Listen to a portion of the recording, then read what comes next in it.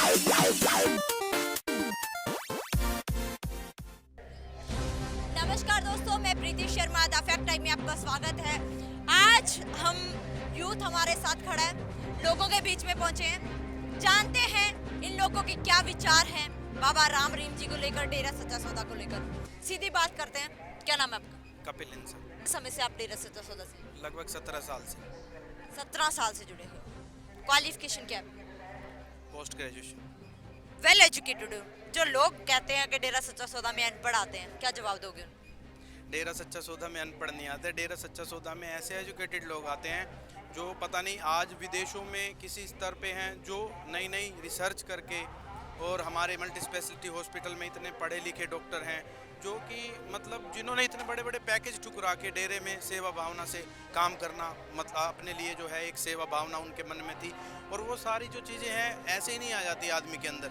उसके लिए एक ईश्वर का सहारा होना बहुत ज़रूरी होता है, और वो ईश्वर जी, हमारे गुरु जी को हम ईश्वर की ही दर्जा देते हैं। ये नहीं है कि हम बिल्कुल भी 1% भी ये नहीं सोचते हैं कि वो ईश्वर नहीं है।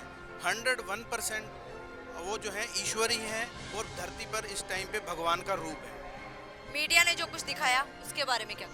देखिए जी, मीडिया जो है, मीडिया आज की डेट में इंडिया के अंदर जो मीडिया का जो है ना बहुत बुरा स्तर हो गया है। वो इस हद तक गिर चुकी है मीडिया कि मतलब वो जो है ना, जो परोस रही है आदमी उसको सच मान रहे हैं, लेकिन उसका ये कर्तव्य नहीं बनता है मीडिया का। मीडिया का कर्तव्य बनता है कि वो दुनिया को सच दिखाए। एक मीडिया को एक चौथा स्तंभ माना गया हमारे इंडिया के अंदर, तो उस चौथा स्तंभ का काम है कि वो दुनिया को सच्चाई से अवगत कराए। उसका काम है सच्चाई से अवगत कराना, लेकिन वो पता नहीं पैसे के लोभ में और मान के लिए जो ये राजनेताओं के जो है कठपुतली बन गया है हाथों की।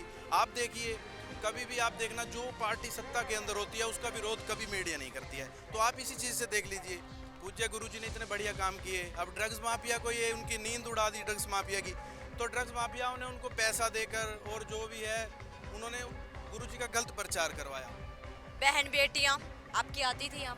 बहन बेटियां आती हैं और आती रहेंगी, और बहन बेटियों का आप देखिए सामने जो है सत्संग चल रहा है, कितना बढ़िया वो है। उनके आने का रास्ता अलग है, बैठने का रास्ता अलग है। इवन जो हमारे स्कूल कॉलेजों में बेटियां पढ़ती हैं सिरसा के अंदर, वहाँ पे आप मानो कि जो इलेक्ट्रीशियन और प्लम्बर भी होती है ना, वो भी लड़कियां ही होती हैं वहाँ पे। तो देखो गुरुजी ने कितनी अच्छी व्यवस्था की है उनके लिए। वहाँ पे मतलब जेंट्स का जाना ही अलाउड नहीं होता। और समाज में जैसे उनके सत्संग नहीं हो रहे, तो क्या प्रभाव पड़ रहा है? समाज में उनके सत्संग नहीं हो रहे, देखिए आप, एक सत्संग होता था लगभग हमारे बरनावा के सत्संग में, जहाँ आज हम हैं, यहाँ पे लगभग 1 लाख आदमी हर 2-3 महीने के बाद जो भंडारा होता था वो नामदान लेते थे।